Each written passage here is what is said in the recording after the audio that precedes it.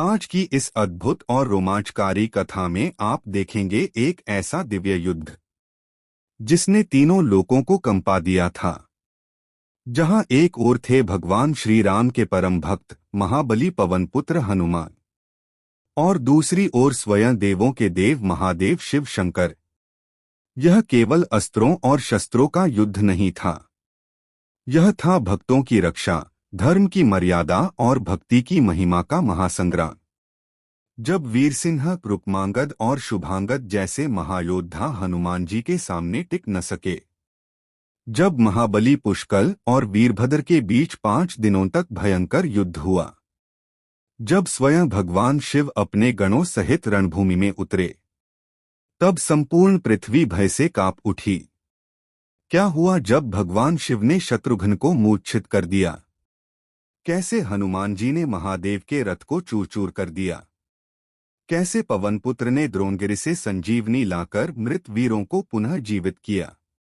और अंततः कैसे स्वयं भगवान श्रीराम युद्धभूमि में प्रकट हुए? आज की यह कथा केवल युद्ध की नहीं, यह कथा है भक्ति, समर्पण, धर्म और भगवान राम तथा भगवान शिव की अद्भुत एकता की। तो आइए श्रद्धा और भक्ति के साथ प्रवेश करते हैं पद्म पुराण के उस दिव्य अध्याय में, जहां देव, दानव, ऋषि और समस्त लोग विस्मय से इस अलौकिक लीला को देख रहे थे। जय श्री राम। हर हर महादेव। पवनसुत हनुमान की जय। शेष जी कहते हैं, मुने हनुमान जी ने वीरसिंह के पास जाकर कहा, वीरवर ठहरो, कहाँ जाते हो? मैं एक ही क्षण में तुम्हें परास्त करूंगा। वानर के मुख से ऐसी बढ़ी-चढ़ी बात सुनकर वीरसिंह क्रोध में भर गए और मेघ के समान गंभीर ध्वनि करने वाले धनुष को खींचकर तीक्ष्ण बाणों की वर्षा करने लगे। उस समय रणभूमि में उनकी ऐसी शोभा हो रही थी मानो आषाढ़ के महीने में धारावाहिक वृष्टि करने वाला मनोहर मेघ शोभा पा रहा हो। उन तीखे बाणों को अपने शरीर पर लगते देख हनुमान जी ने वज्र के समान मुक्का वीरसिंह की छाती में मारा। मुष्टिका प्रहार होते ही वे मूर्छित होकर धरती पर गिर पड़े। अपने चाचा को मूर्छित देख राजकुमार शुभाड़भद वहां आ पहुंचा। रुक्माड़भद की भी मूर्छा दूर हो चुकी थी, आथ वह भी युद्ध क्षेत्र में आधमका। वे दोनों भाई भयज्जर संग्राम करते हुए हनुमान जी के पास गए। उन दोनों वीरों को समरभूमि में आया देख हनुमान जी ने उन्हें रथ और धनुष सहित अपनी पूंछ में लुपेट लिया और पृथ्वी पर बड़े वेग से पटका। इससे वे दोनों राजकुमार तत्काल मूर्छित हो गए। इसी प्रकार बलमित्र भी सुमद के साथ बहुत देर तक युद्ध करके अंतत में मूर्छा को प्राप्त हुए। तदंतर अपने आत्मीय जनों को मूर्छित देख भक्तों की पीड़ा दूर करने वाले भगवान महेश्वर स्वयं उस विद्याल सेना में शत्रुघ्न सैनिकों के साथ युद्ध करने के लिए गए। उनका उद्देश्य था भक्तों की रक्षा करना। वे पूर्व काल में जैसे त्रिपुर से युद्ध करने के लिए गए थे, उसी प्रकार वहां भी अपने पार्षदों और प्रमथगणों सहित पृथ्वीतल को कपाते हुए जा पहुंचे। महाबली शत्रुघ्न ने जब देखा कि सर्वदेव शिरोमणि साक्षात महेश्वर पधारे हैं, तब वे भी उनका सामना करने के लिए रणभूमि में गए। शत्रुएक को आया देख पिनाकधारी रुद्र ने वीरभद्र से कहा, तुम मेरे भक्त को पीड़ा देने वाले पुष्कल से युद्ध करो। फिर नंदी को उन्होंने महाबली हनुमान से लड़ने के लिए भेजा। तदंतर कुशध्वज के पास प्रचंड को, सुबाहु के पास भूड़ी को और सुमद के पास चंड नामक अपने गण को भेजकर युद्ध के लिए आदेश दिया। महारुद्र के प्रधान गण वीरभद्र को आया देख पुष्कल अत्यंत उत्साहपूर्वक उनसे युद्ध करने को आगे बढ़े। उन्होंने 5 बाणों से वीरभद्र को घायल किया। उनके बाणों से क्षतविक्षत होकर वीरभद्र ने त्रिशूल हाथ में लिया, किंतु महाबली पुष्कल ने एक ही क्षण में उस त्रिशूल को काटकर विकट गर्जना की। अपने त्रिशूल को कटा देख रुद्र के अनुगामी महाबली वीरभद्र को बड़ा क्रोध हुआ और उन्होंने महारथी पुष्कल के रथ को तोड़ डाला। वीरभद्र के वेग से चकनाचूर हुए रथ को त्याग कर महाबली पुष्कल पैदल हो गए और वीरभद्र को मुक्के से मारने लगे। फिर दोनों ने एक दूसरे पर मुष्टिका प्रहार आरंभ किया। दोनों ही परस्पर विजय के अभिलाषी और एक दूसरे के प्राण लेने को उतारू थे। इस प्रकार रात दिन लगातार युद्ध करते उन्हें 4 दिन व्यतीत हो गए। 5वें दिन पुष्कल को बड़ा क्रोध हुआ और उन्होंने वीरभद्र का गला पकड़कर उन्हें पृथ्वी पर दे मारा। उनके प्रहार से महाबली वीरभद्र को बड़ी पीड़ा हुई। फिर उन्होंने भी पुष्कल के पैर पकड़कर उन्हें बारंबार घुमाया और पृथ्वी पर पछाड़कर मार डाला। महाबली वीरभद्र ने पुष्कल के मस्तक को, जिसमें कुंडल जगमगा रहे थे, त्रिशूल से काट दिया। इसके बाद वे जोर जोर से गर्जना करने लगे। यह देखकर सभी थे थरियर उठे। रणभूमि में जो युद्धकुशल वीर थे, उन्होंने वीरभद्र के द्वारा पुष्कल के मारे जाने का समाचार शनुक से कहा। पुष्कल के वध का वृत्तांत सुनकर महावीर शत्रुघ्न को बड़ा दुहक हुआ। वे शोक से कांप उठे। उन्हें दुहकी जानकर भगवान ऋषडूर ने कहा, रे शत्रुघ्न, तू युद्ध में शोक न कर। वीर पुष्कल धन्य है, जिसने महाप्रलयकारी वीरभद्र के साथ 5 दिनों तक युद्ध किया। ये वीरभद्र वे ही हैं जिन्होंने मेंद्र अपमान करने वाले दक्ष को क्षण भर में मार डाला था। अत महाबलवानु राजेंद्र, तू शोक त्याग दे और युद्ध कर। शत्रुघ्न ने शोक छोड़ दिया। उन्हें शड्डूर के प्रति बड़ा क्रोध हुआ। उन्होंने चढ़ाए हुए धनुष को हाथ में लेकर महेश्वर पर बाणों का प्रहार आरंभ किया। उधर से शड्डूर ने भी बाण छोड़े। दोनों के बाण आकाश में छा गए। बाण युद्ध में दोनों की क्षमता देखकर सब लोगों को यह विश्वास हो गया कि अब सबको मुंह में डालने वाला लोकसंहारकारी पुरकाल आ पहुंचा। दर्शक कहने लगे, तीनों लोकों की उत्पत्ति और प्रकुय करने वाले रुद्र हैं, तो वे भी महाराज श्री रामचंद्र के छोटे भाई हैं। न जाने क्या होगा, इस भूतल पर किसकी विजय होगी। इस प्रकार शत्रुघ्न और शिव में 11 दिनों तक परस्पर युद्ध होता रहा। 12वें दिन राजा शत्रुघ्न ने क्रोध में भरकर महादेव जी का वध करने के लिए ब्रह्मास्त्र का प्रयोग किया, किंतु महादेव जी उस महान अस्त्र को हंसते हंसते पी गए। इससे शत्रुघ्न को बड़ा आश्चर्य हुआ। वे सोचने लगे अब क्या करना चाहिए। वे इस प्रकार विचार कर ही रहे थे कि देवाधिदेवों के शिरोमणि भगवान शिव ने शत्रुघ्न की छाती में एक अग्नि के समान तेजस्वी बाण भोंक दिया। उससे मूर्छित होकर शत्रुघ्न रणभूमि में गिर पड़े। उस समय योद्धाओं से भरी हुई उनकी सारी सेना में हाहाकार मच गया। शतनुक तो बाणों से पीड़ित एवं मूर्छित होकर गिरा देख हनुमान जी ने पुष्कल के शरीर को रथ पर सुला दिया और सेवकों को उनकी रक्षा में तैनात करके वे स्वयं संहारकारी शिव से युद्ध करने के लिए आए। हनुमान जी श्री रामचंद्र जी का स्मरण करके अपने पक्ष के योद्धाओं का हर्ष बढ़ाते हुए रोष के मारे अपनी पूंछ को जोर जोर से हिला रहे थे। युद्ध के मुहाने पर रुद्र के समीप पहुंचकर महावीर हनुमान जी देवाधिदेव महादेव जी का वध करने की इच्छा से बोले, रुद्र, तुम राम भक्त का वध करने के लिए उद्यत होकर धर्म के प्रतिकूल आचरण कर रहे हो, इसलिए मैं तुम्हें दंड देना चाहता हूँ। मैंने पूर्व काल में वैदिक ऋषियों के मुँह से अनेकों बार सुना है कि पिनाकधारी रुद्र सदा ही श्री रघुनाथ जी के चरणों का स्मरण करते रहते हैं, किंतु वे सभी बातें आज झूठी साबित हुई, क्योंकि तुमने राम भक्त शत्रुघ्न साथ युद्ध किया है। हनुमान जी के ऐसा कहने पर महेश्वर बोले, पिमश्रेष्ठ, तुम वीरों में प्रधान और धन्य हो। तुमने जो कुछ कहा है वह सत्य है। देवदान वंदित ये भक्त श्री रामचंद्र जी वास्तव में मेरे स्वामी हैं, किंतु मेरा भक्त वीरमणि उनके अश्व को ले आया है और उस अश्व के रक्षक शत्रुघ्न, जो जत्रुवीरों का दमन करने वाले हैं, इसके ऊपर चढ़ आए हैं।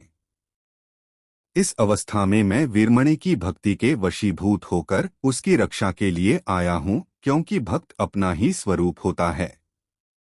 अतः जिस किसी तरह भी संभव हो उसकी रक्षा करनी चाहिए, यही मर्यादा है।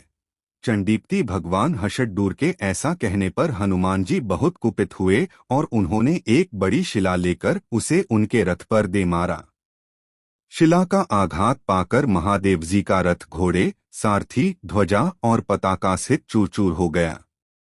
शिवजी को रथहीन देखकर नंदी दौड़े हुए आए और बोले, भगवन, मेरी पीठ पर सवार हो जाइए। भूतनाथ को वृषभ पर आरूढ़ देख हनुमान जी का क्रोध और भी बढ़ गया। उन्होंने शाल का वृक्ष उखाड़कर बड़े वेग से उनकी छाती पर प्रहार किया। उसकी चोट खाकर भगवान भूतनाथ ने एक तीखा शूल हाथ में लिया, जिसकी 3 शिखाएं थीं तथा जो अग्नि की ज्वाला की भांति जाज्वल्यमान हो रहा था। अग्नितुल्य तेजस्वी उस महान शूल को अपनी ओर आते देख हनुमान जी ने वेगपूर्वक हाथ से पकड़ लिया और उसे क्षण भर में तिरुतिल करके तोड़ डाला। कपिश्रेष्ठ हनुमान ने जब वेग के साथ त्रिशूल के टुकड़े टुकड़े कर डाले, तब भगवान शिव ने तुरंत ही शक्ति हाथ में ली, जो सबकी सब लोहे की बनी हुई थी। शिवजी की चलाई हुई वह शक्ति बुद्धिमान हनुमानु जी की छाती में आ लगी। इससे वे कपिश्रेष्ठ क्षण भर बड़े विकल रहे। फिर एक ही क्षण में उस पीड़ा को सहकर उन्होंने एक भयदूर वृक्ष उखाड़ लिया और बड़े बड़े नागों से विभूषित महादेव जी की छाती में प्रहार किया। वीरवर हनुमान जी की मार खाकर शिवजी के शरीर में लिपटे हुए नाग थर्र उठे और वे उन्हें छोड़कर इधर उधर होते हुए बड़े वेग से पाताल में घुस गए। इसके बाद शिवजी ने उनके ऊपर मुशल चलाया, किंतु वे उसका वार बचा गए। उस समय राम सेवक हनुमान जी को बड़ा क्रोध हुआ और उन्होंने हाथ पर पर्वत लेकर उसे शिवजी की छाती पर दे मारा। तदंतर उनके ऊपर दूसरी दूसरी शिलाओं, वृक्षों और पर्वतों की वृष्टि आरंभ कर दी। वे भगवान भूतनाथ को अपनी पूंछ में लपेटकर मारने लगे। इससे नंदी को बड़ा भय हुआ। उन्होंने एक एक क्षण में प्रहार करके शिवजी को अत्यंत व्याकुल कर दिया। तब वे वानरराज हनुमान जी से बोले, रघुनाथ जी की सेवा में रहने वाले भक्त प्रवर, तुम धन्य हो। आज तुमने महान पराक्रम कर दिखाया। इससे मुझे बड़ा संतोष हुआ है, महान वेगशाली वीर। मैं दान, यज्ञ या थोड़ी सी तपस्या से सुलभ नहीं हूँ। आठ मुझसे कोई वर मांगो। भगवान शिव संतुष्ट होकर जब ऐसी बात कहने लगे, तब हनुमान जी ने हंसकर निर्भय वाणी में कहा, महेश्वर, श्री रघुनाथ जी के प्रसाद से मुझे सब कुछ प्राप्त है, तथापि आप मेरे युद्ध से संतुष्ट हैं, इसलिए मैं आपसे यह वर मांगता हूँ। हमारे पक्ष के ये वीर पुष्कल युद्ध में मारे जाकर पृथ्वी पर पड़े हैं। श्री रामचंद्र जी के छोटे भाई शत्रुघ्न भी रण में मूर्छित हो गए हैं, तथा दूसरे भी बहुत से वीर बाणों की मार से क्षतविक्षत एवं मूर्छित होकर धरती पर गिरे हुए हैं। इन सब की आप अपने गणों के साथ रहकर रक्षा करें। इनके शरीर का खंड खंड न हो, इस बात की चेष्टा करें। मैं अभी द्रोणगिरि को लाने जा रहा हूँ। उस पर मरे हुए प्राणियों को जिलाने वाली औषधियाँ रहती हैं। यह सुनकर दाटूर जी ने कहा, बहुत अच्छा, जाओ। उनकी स्वीकृति पाकर हनुमान जी संपूर्ण द्वीपों को लादते हुए क्षीरसागर के तट पर गए। इधर भगवान शिव अपने गणों के साथ रहकर पृष्कल आदि की रक्षा करने लगे। हनुमान जी द्रोण नामक महान पर्वत पर पहुंचकर जब उसे लाने को उद्यत हुए, तब वह कांपने लगा। उस पर्वत को कांपते देख उसकी रक्षा करने वाले देवताओं ने कहा, छोड़ दो इसे, किस लिए यहाँ आए हो? क्यों इसे ले जाना चाहते हो? उनकी बात सुनकर महायशस्वी हनुमान जी बोले, देवताओं, राजा वीरमणि के नगर में जो संग्राम हो रहा है, उसमें रुद्र के द्वारा हमारे पक्ष के बहुत से योद्धा मारे गए हैं। उन्हीं की जीवित करने के लिए मैं यह द्रोण पर्वत ले जाऊंगा। जो लोग अपने बल और पराक्रम के घमंड में आकर इसे रोकेंगे, उन्हें एक ही क्षण में मैं यमराज के घर भेज दूंगा। आठ तुम लोग मुझे समूचा द्रोण पर्वत अथवा वह औषध दे दो, जिससे मैं रणभूमि में मरे हुए वीरों को जीवनदान कर सकूं। पवन कुमार के ये वचन सुनकर सबने उन्हें प्रणाम किया और संजीवनी नामक औषधि उन्हें दे दी। हनुमान जी औषध लेकर युद्ध क्षेत्र में आए। उन्हें आया देख समस्त वैरी भी साधु साधु कहकर उनकी प्रशंसा करने लगे तथा सबने उन्हें एक अद्भुत शक्तिशाली वीर माना। हनुमान जी बड़ी प्रसन्नता के साथ मेरे हुए वीर पुष्कल के पास आए और महापुरुषों के भी आदरणीय मंत्रिवर सुमति को बुलाकर बोले, आज मैं युद्ध में मरे हुए संपूर्ण वीरों को जिलाऊंगा। ऐसा कहकर उन्होंने पुष्कल के विशाल वक्ष स्थल पर औषध रखा और उनके सिर को धड़ से जोड़कर यह कल्याणमय वचन कहा, यदि मैं मन, वाणी और क्रिया के द्वारा श्री रघुनाथ जी को ही अपना स्वामी समझता हूँ तो इस दवा से पुष्कल शीघ्र ही जीवित हो जाएं। इस बात को ज्यों ही उन्होंने मुहले निकाला त्यों ही वीरशिरोमणि पुष्कल उठकर खड़े हो गए और रणभूमि में रोष के मारे दांत कटकटाने लगे। वे बोले, मुझे युद्ध में मूर्छित करके वीरभद्र कहाँ चले गए? मैं अभी उन्हें मार गिराता हूँ। कहाँ है मेरा उत्तम धनुष? उन्हें ऐसा कहते देख कपिराज हनुमान जी ने कहा, वीरवर, तुम्हें वीरभद्र ने मार डाला था। श्री रघुनाथ जी के प्रसाद से पुनः नया जीवन प्राप्त हुआ है। शत्रुघ्न भी मूर्छित हो गए हैं। चलो उनके पास चलें। यों कहकर वे युद्ध के मुहाने पर पहुंचे, जहां भगवान श्री शिव के बाणों से पीड़ित होकर शत्रुघ्न केवल सांस ले रहे थे। सांस आने पर हनुमान जी ने उनकी छाती पर दवा रख दी और कहा, भैया शत्रुघ्न, तुम तो महाबलवान और पराक्रमी हो, रणभूमि में मूर्छित होकर कैसे पड़े हो? यदि मैंने प्रयलपूर्वक आजन्म ब्रह्मचर्यव्रत का पालन किया है तो वीर शत्रुघ्न क्षण भर में जीवित हो उठें। इतना कहते ही वे क्षण मात्र में जीवित हो बोल उठे, शिव कहाँ हैं? शिव कहाँ हैं? वे रणभूमि छोड़कर कहाँ चले गए? पिनाकधारी रुद्र ने युद्ध में अनेकों वीरों का सफाया कर डाला था, किंतु महात्मा हनुमान जी ने उन सबको जीवित कर दिया। तब वे सभी वीर कवच आदि से सुसज्जित हो अपने अपने रथ पर बैठकर रोषपूर्ण हृदय से शत्रुओं की ओर चले। अब की बार राजा वीरमणि स्वयं ही शरण्युग का सामना करने के लिए गए। उन्हें देखकर शत्रुघ्न को बड़ा क्रोध हुआ और उन्होंने राजा के ऊपर आग्नेयास्त्र का प्रयोग किया, जिससे उनकी सेना दग्ध होने लगी। शत्रु के छोड़े हुए उस महान दाहक अख को देखकर राजा के क्रोध की सीमा न रही। उन्होंने वारुणास्त्र का प्रयोग किया। वारुणास्त्र द्वारा अपनी सेना को शीत के कष्ट से पीड़ित देख महाबली शानुघ्न ने उस पर वायव्यास्त्र का प्रहार किया। इससे बड़े जोरों की हवा चलने लगी। वायु के वेग से मेघों की घिरी हुई घटा छिन्न भिन्न हो गई। वे चारों ओर फैलकर विलीन हो गए। अब शरनुक्त के सैनिक सुखी दिखाई देने लगे। उधर महाराज वीरमणि ने जब देखा कि मेरी सेना आंधी से कष्ट पा रही है, तब उन्होंने अपने धनुष पर शत्रुओं का संहार करने वाले पर्वतास्त्र का प्रयोग किया। पर्वतों के द्वारा वायु की गति रुक गई। अब वह युद्ध क्षेत्र में फैल नहीं पाती थी। यह देख शत्रुघ्न ने वज्रास्त्र का संधान किया। वज्रास्त्र की मार पड़ने पर समस्त पर्वत तिलुतिल करके चूर्ण हो गए। शत्रुवीरों के अड़ विदीर्ण होने लगे। खून से लथपथ होने के कारण उनकी बड़ी शोभा हो रही थी। उस समय युद्ध का अद्भुत दृश्य था। राजा वीरमणि का क्रोध सीमा को पार कर गया।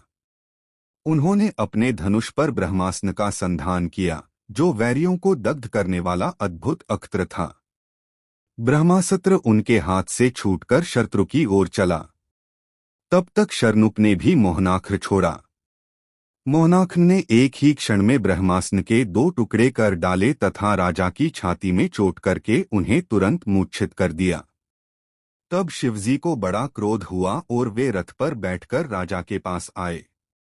उस समय शत्रुघ्न सहसा उनसे युद्ध के लिए आगे बढ़ आए और अपने धनुष पर प्रत्यक्षा चढ़ाकर युद्ध करने लगे। उन दोनों में बड़ा भयडूर संग्राम छिड़ा, जो वैरियों को विदीर्ण करने वाला था।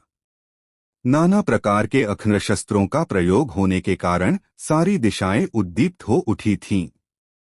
शिव के साथ युद्ध करते करते शत्रुघ्न अत्यंत व्याकुल हो गए।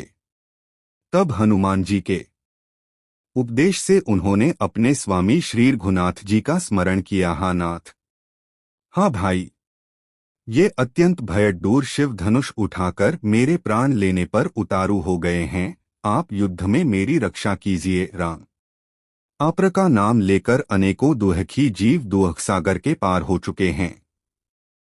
कपानिधे, मुझ दुहखिया को भी उबारिए। शत्रुघ्न ने ज्यों ही उपर्युक्त बात मुंह से निकाली त्यों ही नील कमलदल के समान व्याम सुंदर कमलनयन भगवान श्री राम मृग का श्रेढ़ हाथ में लिए यज्ञ दीक्षित पुरुष के वेश में वहां आ पहुंचे। समरभूमि में उन्हें देखकर शत्रुघ्न को बड़ा विस्मय हुआ। प्रणतजनों का छेष दूर करने वाले अपने भाई श्री रामचंद्र जी का दर्शन पाकर शत्रुघ्न सभी दुहकों से मुक्त हो गए। हनुमान जी भी श्री रघुनाथ जी को देखकर सहसा उनके चरणों में गिर पड़े। उस समय उन्हें बड़ी प्रसन्नता हुई और वे भक्त की रक्षा के लिए आए हुए भगवान से बोले, स्वामिन, अपने भक्तों का सब प्रकार से पालन करना आपके लिए सर्वथा योग्य ही है। हम धन्य हैं जो इस समय अश्रीचरणों का दर्शन पा रहे हैं। श्री रघुनंदन, अब आपकी कृपा से हम लोग क्षण भर में ही विजय पा जाएंगे। इसी समय योगियों के ध्यानगोचर श्री रामचंद्र जी को आया जान श्री महादेव जी भी आगे बढ़े और उनके चरणों में प्रणाम करके दशारणागत भयहारी प्रभु से बोले, भगवन, एकमात्र आप ही साक्षात अंतर्यामी पुरुष हैं। आप ही प्रकृति से परब्रह्म कहलाते हैं, जो अपनी अंशकला से इस विश्व की सृष्टि, रक्षा और संहार करते हैं। वे परमात्मा आप ही हैं। आप सृष्टि के समय विधाता, पालन के समय स्वयं प्रकाश राम और प्रलय के समय शर्व नाम से प्रसिद्ध साक्षात मेरे स्वरूप हैं।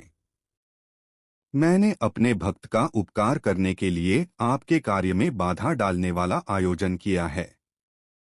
कृपालु, मेरे इस अपराध को क्षमा कीजिए। क्या करूं, मैंने अपने सत्य की रक्षा के लिए ही यह सब कुछ किया है।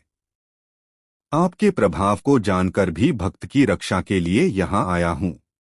पूर्वकाल की बात है, इस राजा ने क्षिप्रा नदी में स्नान करके उज्जैनी के महाकाल मंदिर में बड़ी अद्भुत तपस्या की थी।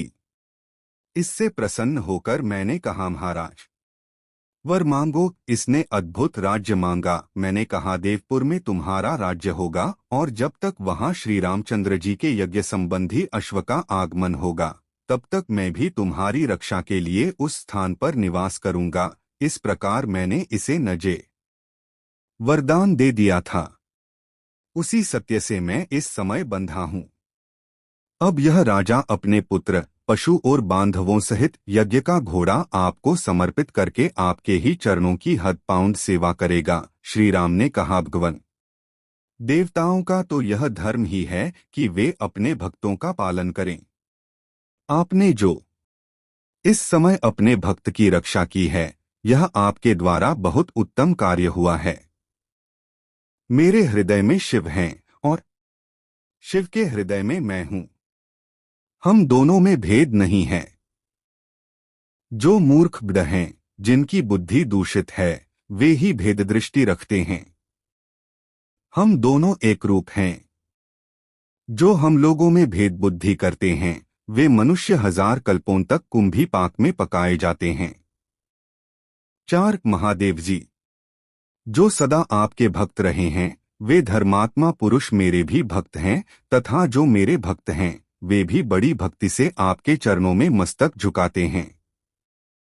शेष जी कहते हैं, श्री रघुनाथ जी का ऐसा वचन सुनकर भगवान शिव ने मूर्छित पड़े हुए राजा वीरमणि को अपने हाथ के स्पर्श आदि से जीवित किया। इसी प्रकार उनके दूसरे पुत्रों की भी, जो बाणों से पीड़ित होकर अचेतावस्था में पड़े थे, जिलाया। भगवान भूतनाथ ने राजा को तैयार करके पुत्र पोत्रों सहित उन्हें श्री रघुनाथ जी के चरणों में गिराया। वात्स्यायन जी, धन्य है राजा वीरमणि, जिन्होंने श्री रघुनाथ जी का दर्शन किया। जो लाखों योगियों के लिए उनकी योग निष्ठा के द्वारा भी दुर्लभ हैं, उन्हीं भगवान श्री राम को प्रणाम करके समस्त राज परिवार के लोग कृतार्थ हो गए। उनका शरीर धारण करना सफल हो गया। इतना ही नहीं, वे ब्रह्मादि देवताओं के भी पूजनीय बन गए। शत्रुघ्न, हनुमान और पुष्कल आदि उद्धट योद्धा जिनकी स्तुति करते हैं, उन श्री रामचंद्र जी को राजा वबीरमण ने शिवजी को प्रेरणा से वह उत्तम अश्व दे दिया। साथ ही पुत्र, पशु और बांधवों सहित अपना सारा राज्य भी समर्पण कर दिया। तदंतर श्री रामचंद्र जी समस्त शत्रुओं तथा सेवकों से अभिवंदित होकर मणिमय रथ पर बैठे बैठे ही अंतर्धान हो गए। मुने, विश्ववंदित श्रीराम को तुम मनुष्य न समझो। जल में, थल में, सब जगह तथा सबके भीतर सदा वे ही स्थित रहते हैं। भगवान शहडूर ने भी अपनी प्रतिज्ञा पूरी करके सेवक राजा से विदा ली और कहा, राजन, श्री रामचंद्र जी का आश्रय ही संसार में सबसे दुर्लभ वस्तु है, आथ तुम श्री रघुनाथ जी की ही शरण में रहो। यूं कहकर प्रठुर और उत्पत्ति के कर्ता धर्ता भगतरान शिव स्वयं भी अदृश्य हो समस्त पार्षदों के साथ कैलाश को चले गए। इसके बाद राजा वीरमणि श्रीराम के चरणकमलों का ध्यान करते हुए स्वयं भी अपनी सेना लेकर महाबली रातृघ्ष के साथ साथ गए। जो श्रेष्ठ मनुष्य श्री रामचंद्र जी के इस चरित्र का श्रवण करेंगे, उन्हें कभी सांसारिक दुख नहीं होगा।